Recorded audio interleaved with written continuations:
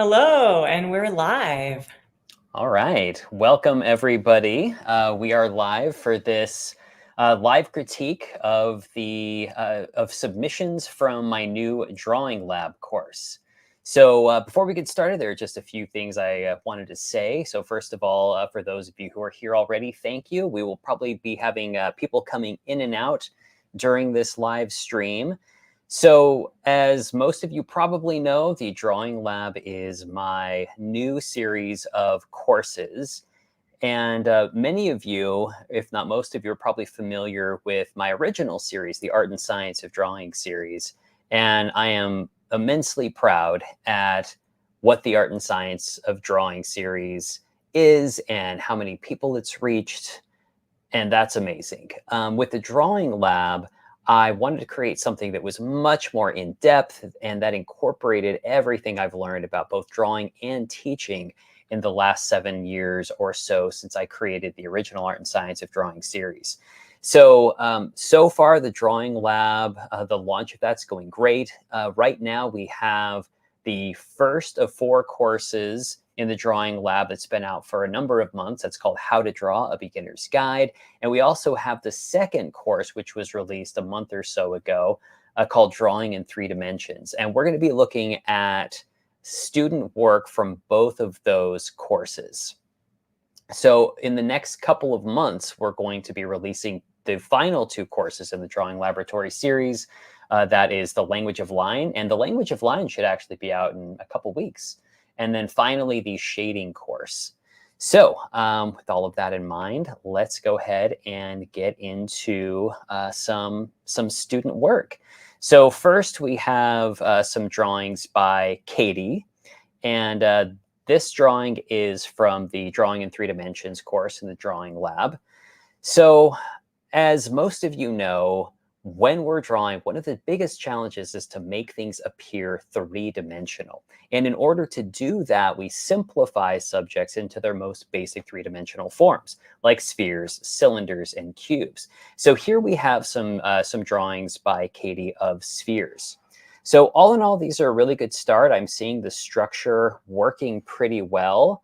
So we can see here that, we have the basic shape of the circle here that's going well. And then we also have the axis lines that we can see. So the structure of these is working well.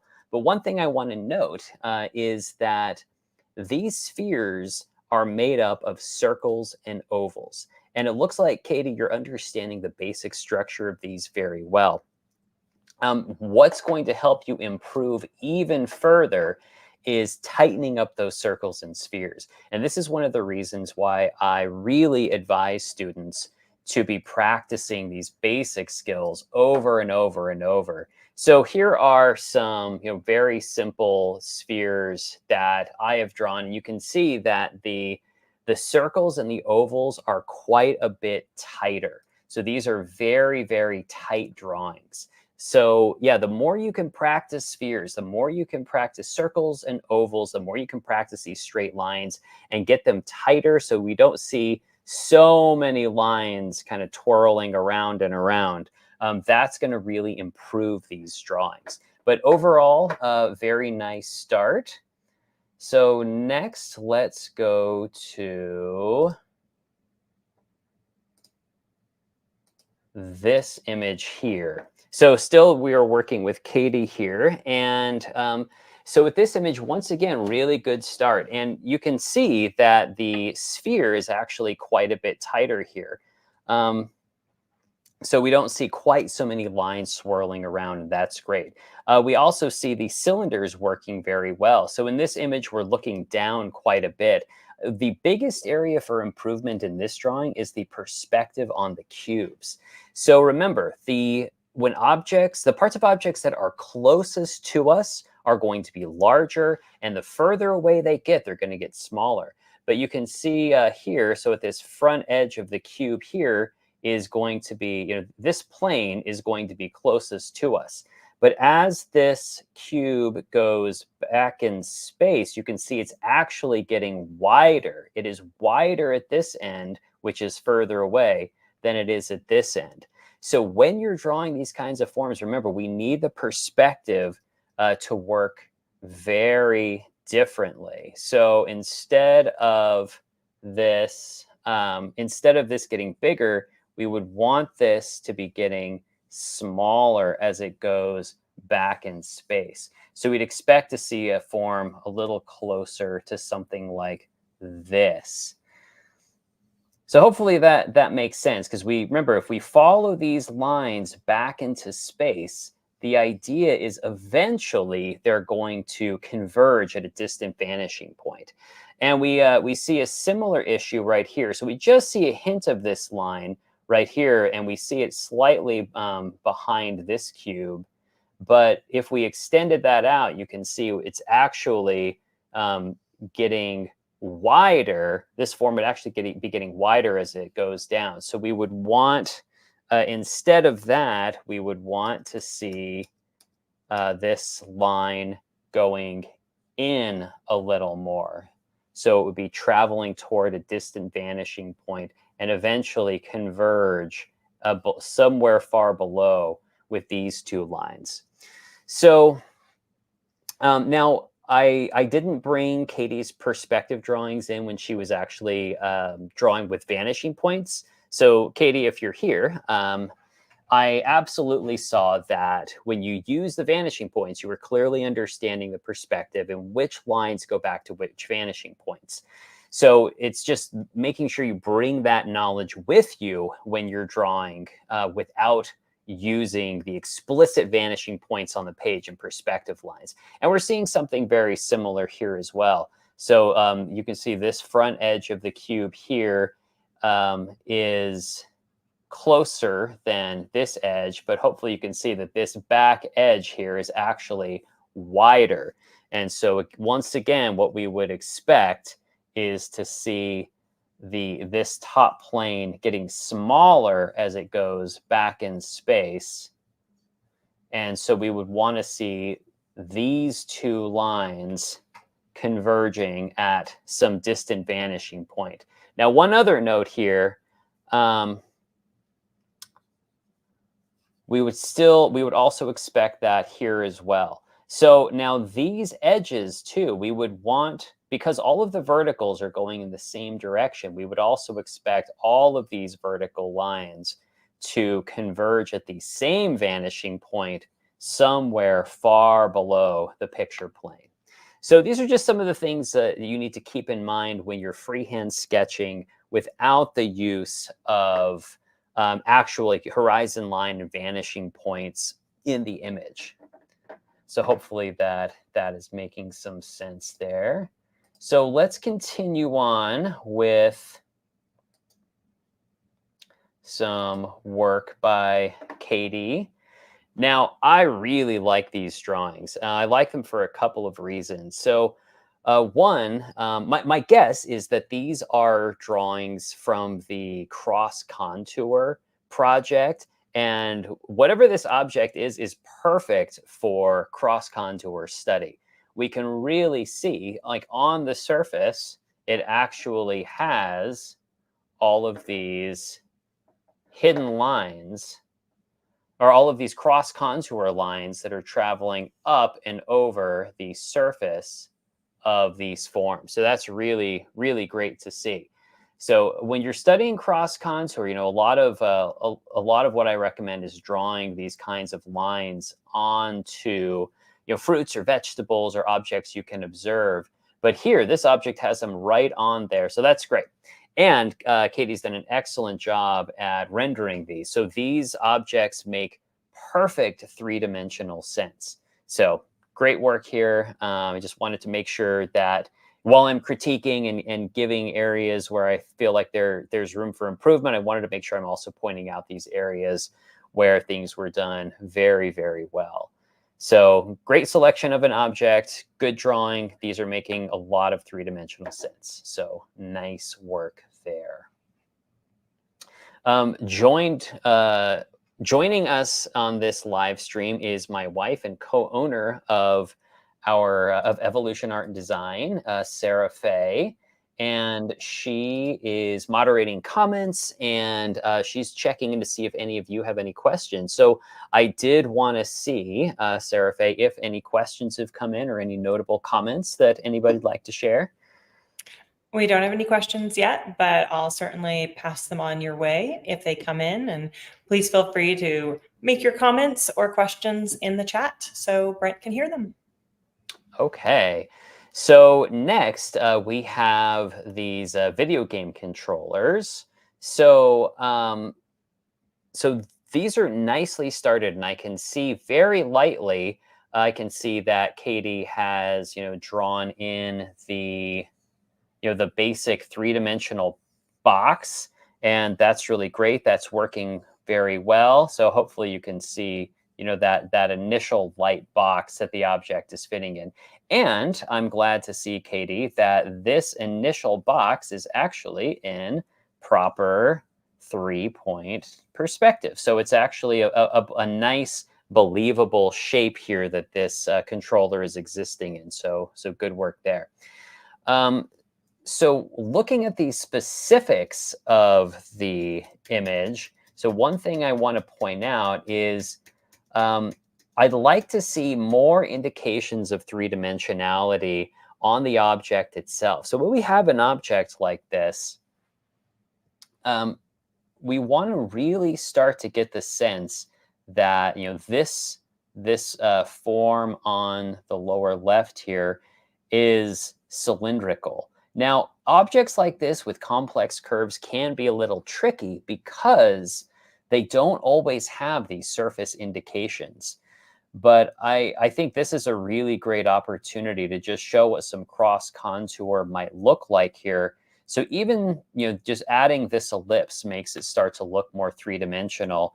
But if we continue to add more, cross contour lines on this kind of object, we can really start to get a sense of its three-dimensionality. So I know that there were no cross contour lines on the actual object, but I just wanted to start to draw them on to give you a sense of how the three-dimensionality of this particular form might be communicated. And once we start to draw cross contour lines, note that we get a much deeper sense of the actual shape that's going on this kind of object. So initially, we just had the contour of this shape, and it just wasn't quite describing the three-dimensionality. Now, this gets into an interesting conversation, of course, because it's possible that Katie drew exactly what she saw, and there were just no opportunities to indicate the three-dimensionality. But remember, we're drawing, and our goal in drawing is not merely to replicate what we see, it's to communicate form. So we can look for opportunities to draw things that aren't in the original object in order to communicate what we know to be true about the object. So we can always look for those kinds of opportunities. So now that I've drawn some of these cross contour lines, hopefully you can start to get a sense of how these are working to really help communicate um, the three-dimensionality. So let me toggle off the lines here. So now you can take a look at it again without those cross contour lines. And hopefully you can see it's just not quite appearing as three-dimensional as we want it. So I'll toggle those lines back on now, and you can see how far that goes and really showing the three-dimensionality. Another concern I have with this drawing is looking at these two drawings up on the upper left.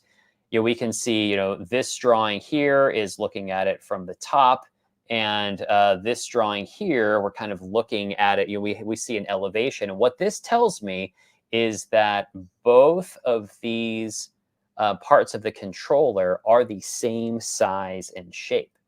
When we get to the drawing over here, though, this part of the controller appears to be a very different shape than this part.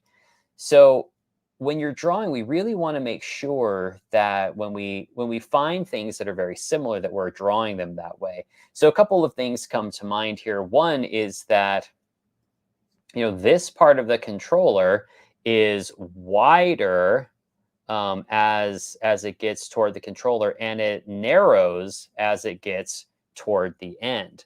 And we'd want to see something similar here. You would want to see this wider here and narrowing a little more as it approaches the end of the controller.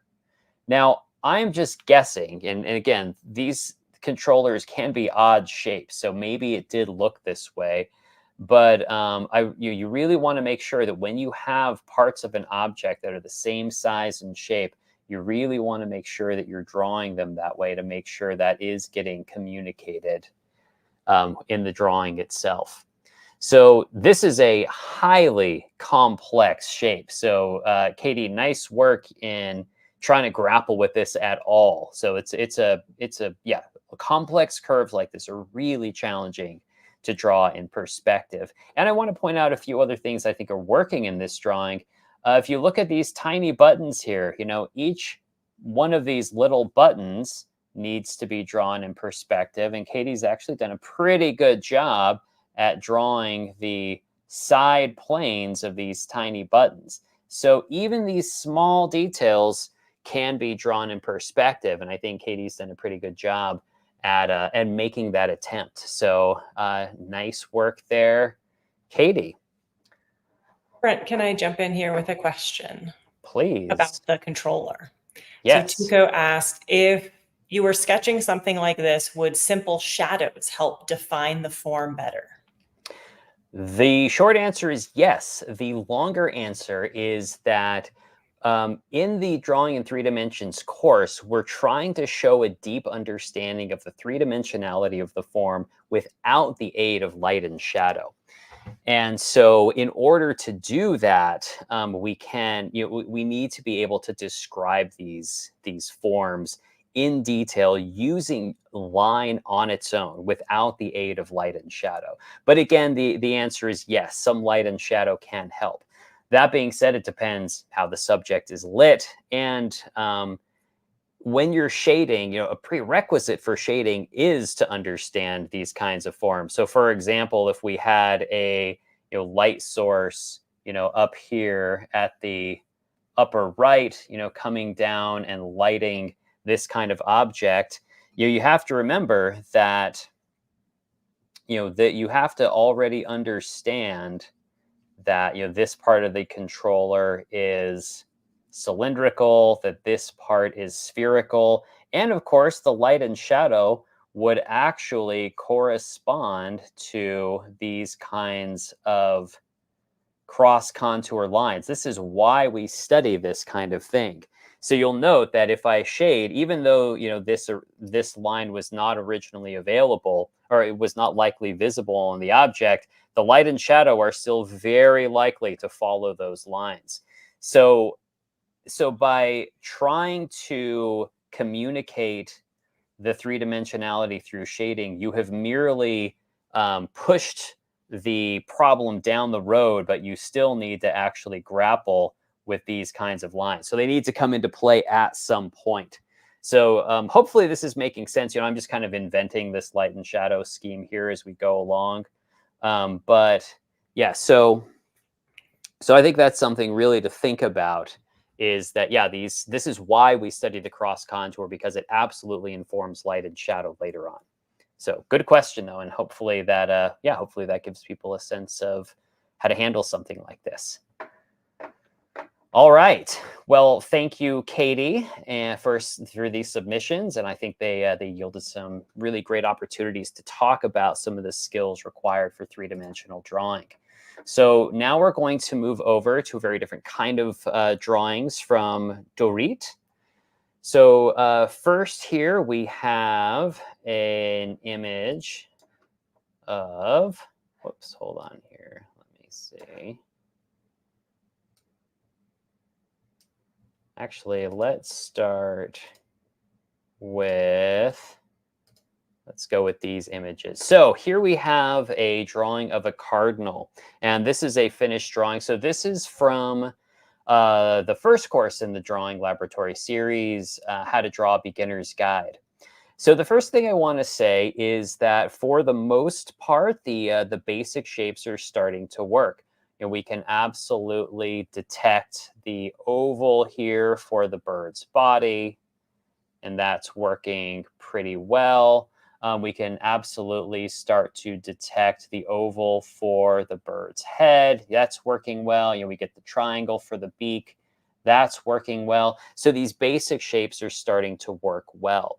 So one thing I'm seeing, Dorit, is that um, even though the shapes are starting to work out well, some of the details I'm wishing were, some of the smaller details I'm wishing were a little more fluid and gestural. So let me give you an example of what I mean.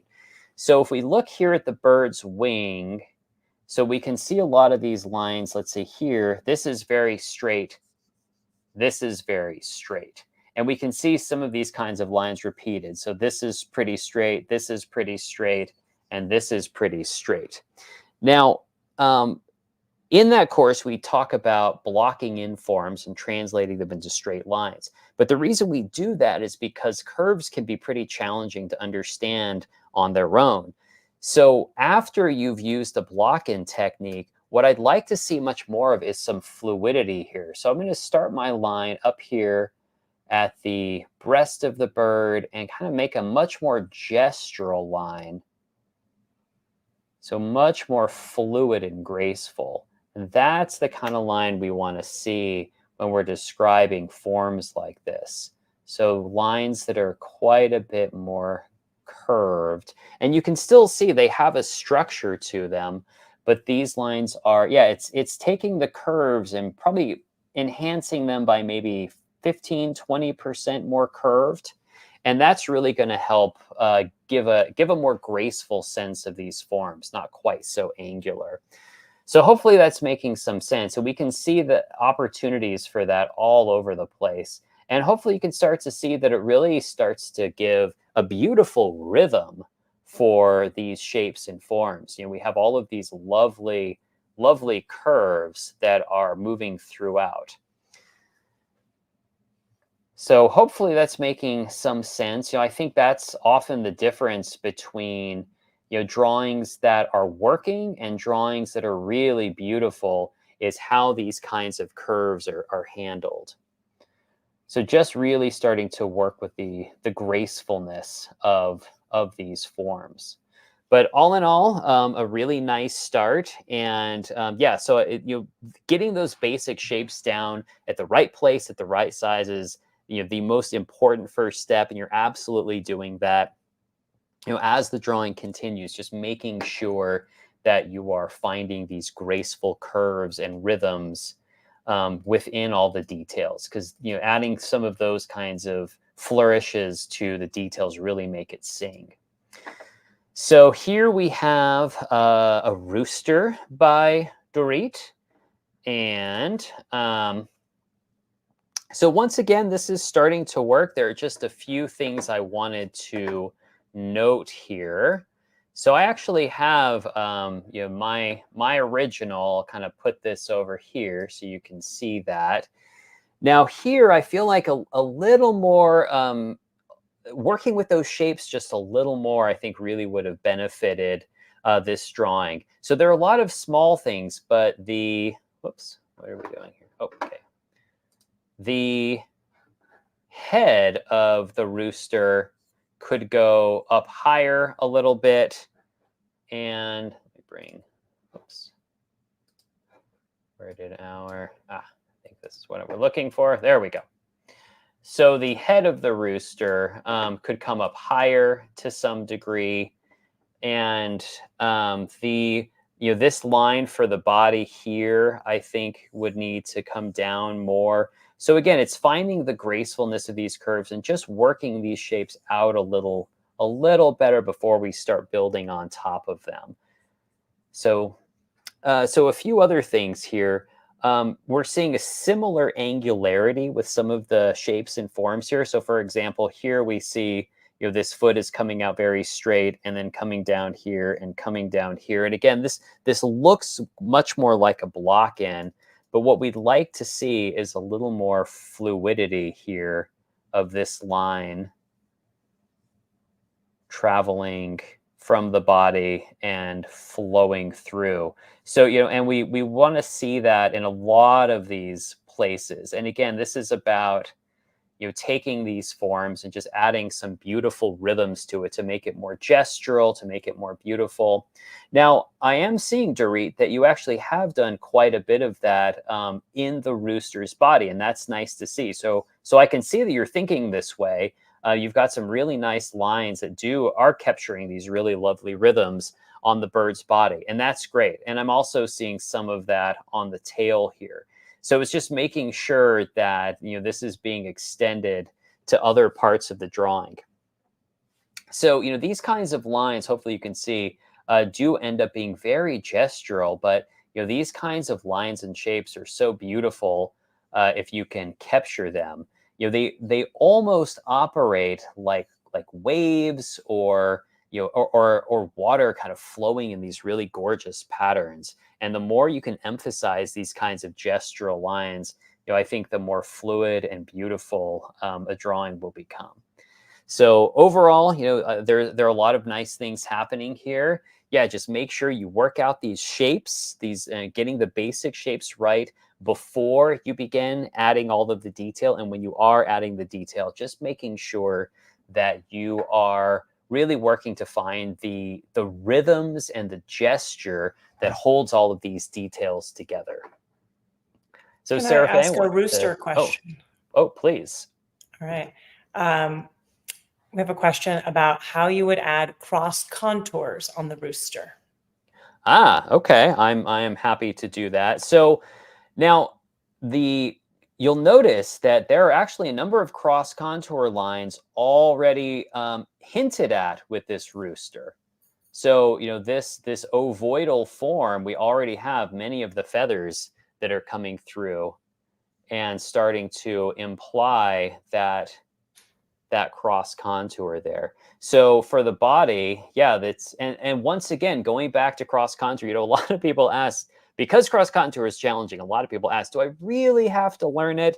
And my answer is often, yeah, you do, because again, so here we have these cross contour lines on the rooster. Let me toggle them off so you can see that these details are following the cross contour of the rooster. So hopefully you can see particularly these parts of the feathers right here. I want you to take a look at those.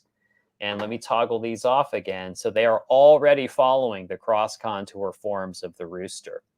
So I think that's an important thing to note. Let me pull in my own drawing here once again so they can see my cursor. Good. So if you take a look at the rooster's foot, you'll notice we have all of these tiny curved lines.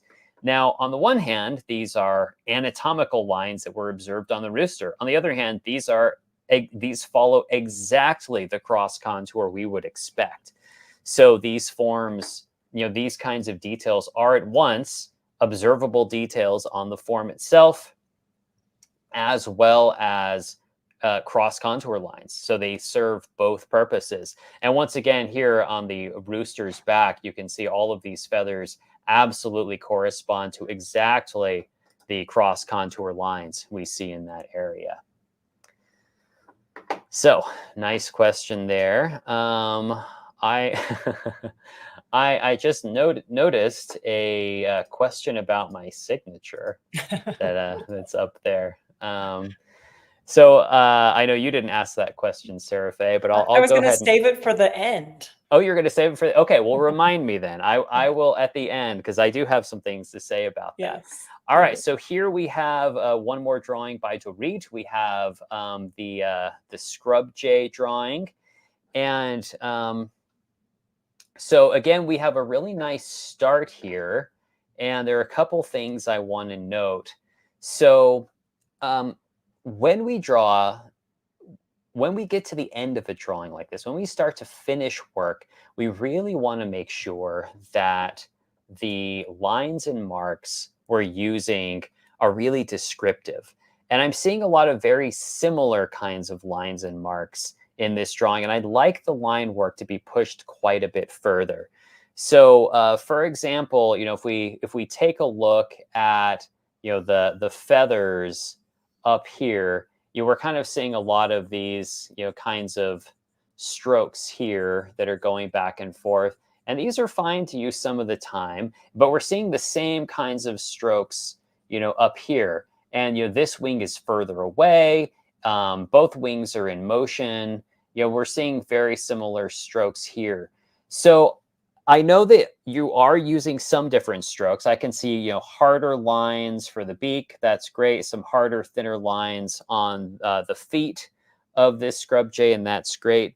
But I think pushing these lines quite a bit further would really benefit this drawing. So once again, let me pull over the original here so you can see some of the lines and marks that I'm using. And it's really about pushing these ideas much, much further. So hopefully, in the wing, you can see that there are really dark, hard lines that are pretty aggressive. There's a huge amount of detail in this part of the wing. But as the wings get further out, because they are in motion, we see much softer lines at their tips. And this implies that they're in motion, they're out of focus, they're barely visible. And so we just get a much greater variety of lines and marks.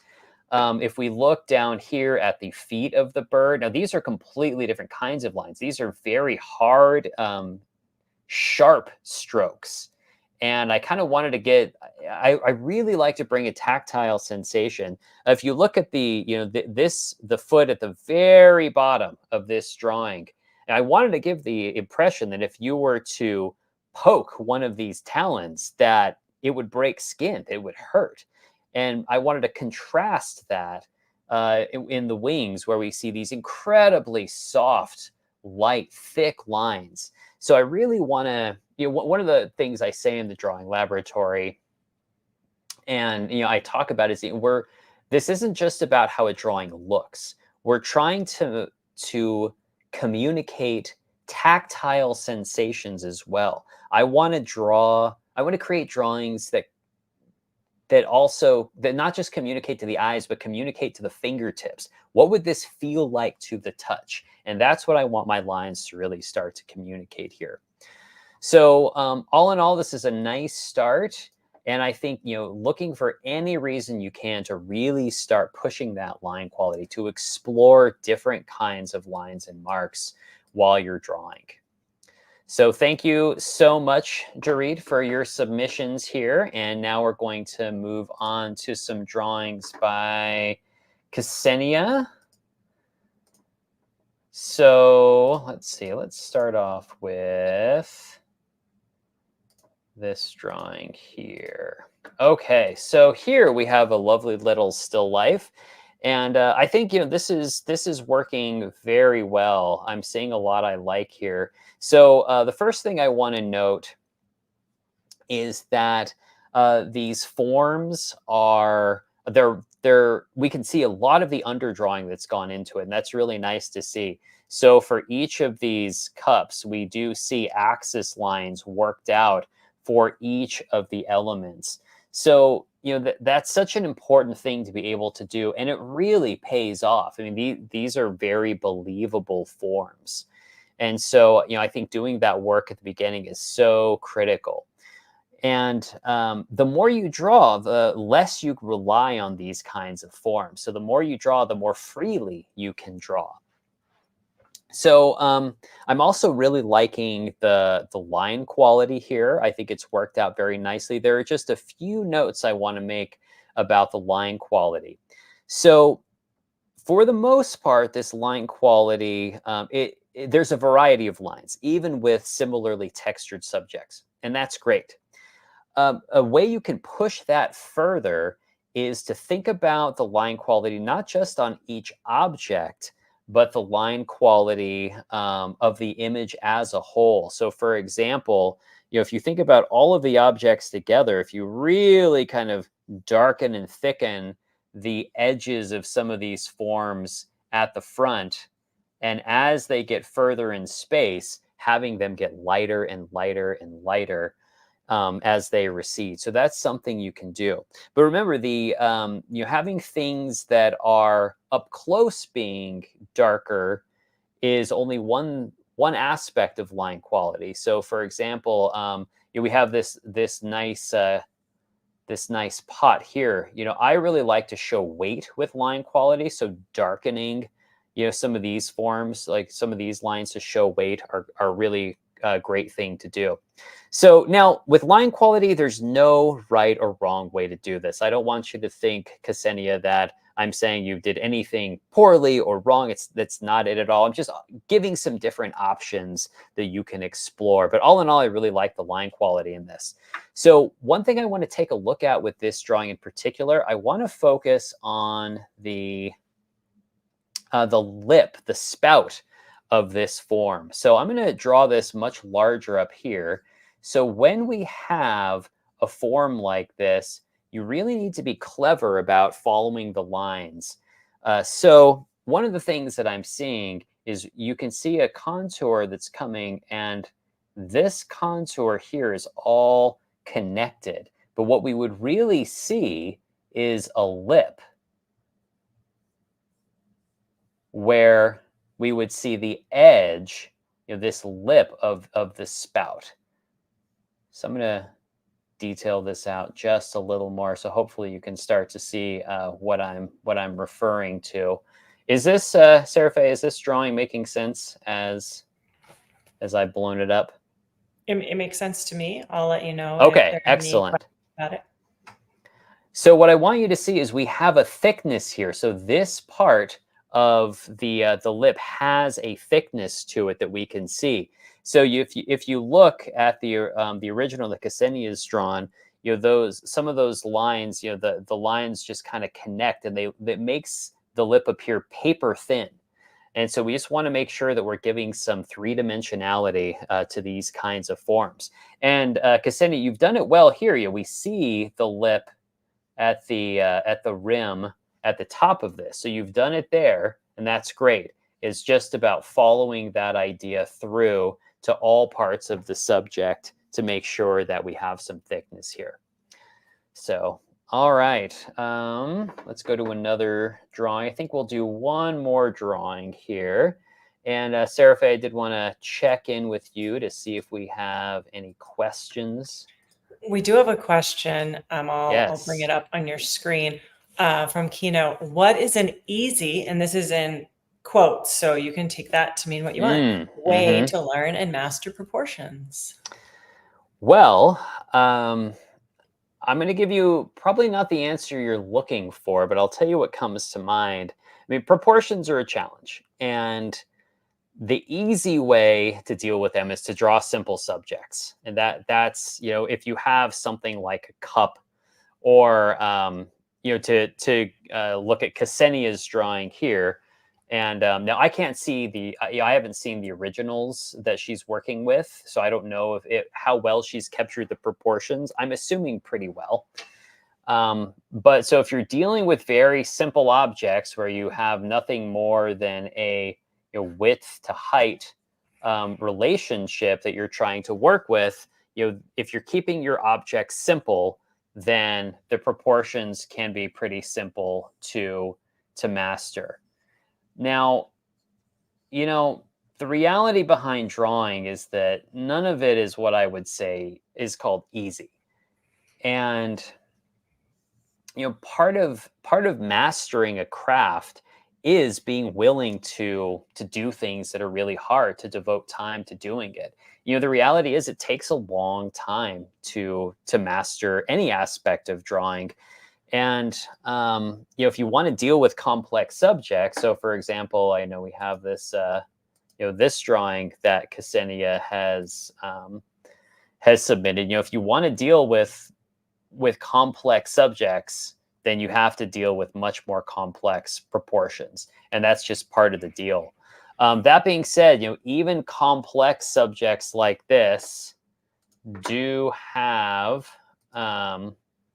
they do have the ability to you do have the ability to really simplify the proportions there. So I just wanted to make sure that you understand that, yeah, these, we can still simplify this kind of subject into a basic, width height relationship first, before, just as we can with the simple cup or simple fruits and vegetables, to figure out, yeah, what is, the width when compared to the height.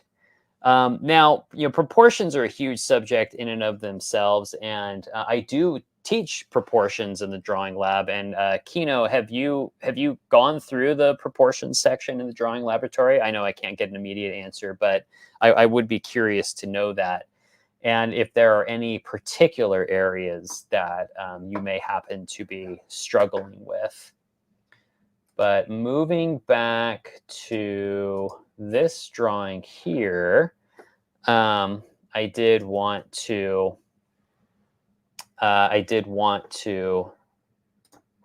talk about this a little more. So here we have some really nice light and shadow work. There was just one thing that I wanted to note here, is the reflected light coming in here is looking a little too strong. And so I think I'd want to, take that down just a little bit. I'm sorry, darken that reflected light just a little bit, to really make sure that, we're getting a real three-dimensional sense here. And now we're going to get into some pretty nitty-gritty light and shadow things here, but I also wanted to note, so if you look, the reflected light in the brightest area, as I pointed out, is nearly as bright as the midtone we have on the lit side of the line of termination. And that should not be. So remember, we want to keep a clear separation between light and shadow to make sure that, the values all make sense. I'm seeing something similar here at this pepper on the bottom left. The reflected light we have in this area down here is nearly as bright, and maybe as bright as some of the values we see over in this area. So again, I think having that reflected light be a little darker will go a long way.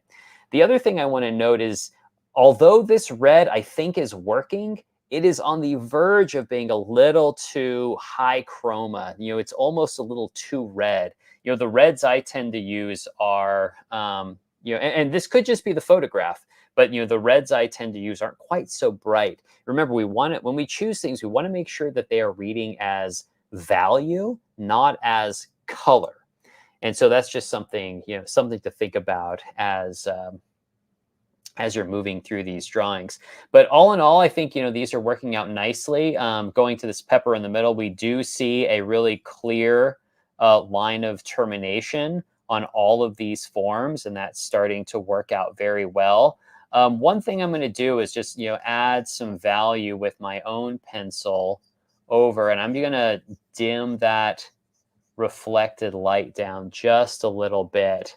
And you can already start to see it's starting. We absolutely see the reflected light, but it's starting to read more as shadow, not necessarily as being more lit. So I just kind of wanted to point out a few things there. And similarly, in the pepper on the bottom right, watch what happens if we add, we darken that reflected light. It doesn't even have to be a lot, but just a little bit. It allows it to recede just a little more as shadow, and not kind of verge on the same values we have on the lit side, but it's still present. So,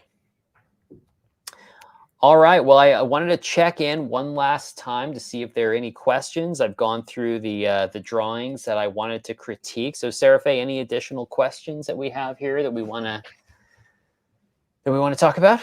One more question about the pepper. So we have a Yes. question from a student that's in shading beyond the basics right now. And the Yes. question is, should we always shade by following the direction of form? So, I'm going to assume that what you're asking about is, should shading lines follow cross contour lines? And if it's possible that that I get an answer, that would be great. The short answer is no. You certainly can shade form. So we have this pepper at the upper left that is not yet shaded in. So I'm actually going to I'll shade it in. So let's assume for the moment that we have a light source coming from the upper left, and I'm going to start with the line of termination. Now again, I can't see. I didn't see the original forms here, so I'm just inventing as I'm going along here. But so, the first pass I make with value is usually just at something like a 45-degree angle. So I would, just shade in something like that. Then I will often come across with a core shadow and, maybe switch up the direction. So here for the core shadow, those lines are actually starting to mimic cross contour lines. So the cross contour on this form, might be something like this. So, so you can work back and forth. But I think that, forms that are shaded following the cross contour lines do tend to look a little too diagrammatic. You almost get a wire grid look. So I prefer to vary the line quality quite a bit to make sure we get a lot of different kinds of directions going on in the forms. So now take a look at what I just drew, and now I'm going to knock back those lines, and I want you to see what it starts to look like if I instead shade a form like this with more cross contour lines for the whole thing. And it just starts to look almost too grid-like, almost like a computerized wireframe or something like that. So now you can do it either way. It's really up to you, but they're just different ways of shading.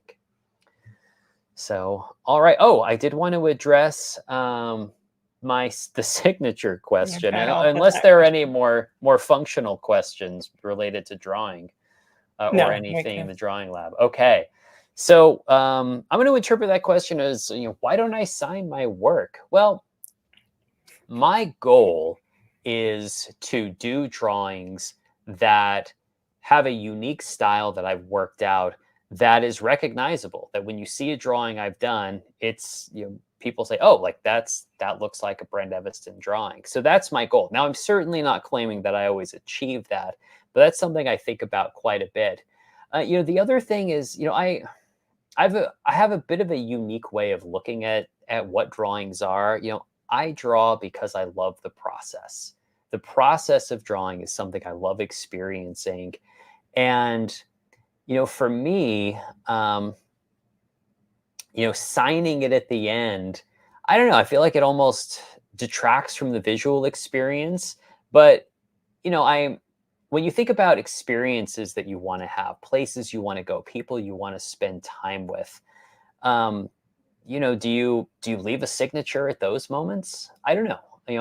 I certainly don't think about them that way. And because a drawing for me is all about the experience, not the product I have at the end of it, I'm okay with not signing or dating them or anything. I just like them to exist as they are. To be honest, it rarely occurs to me to sign work like that.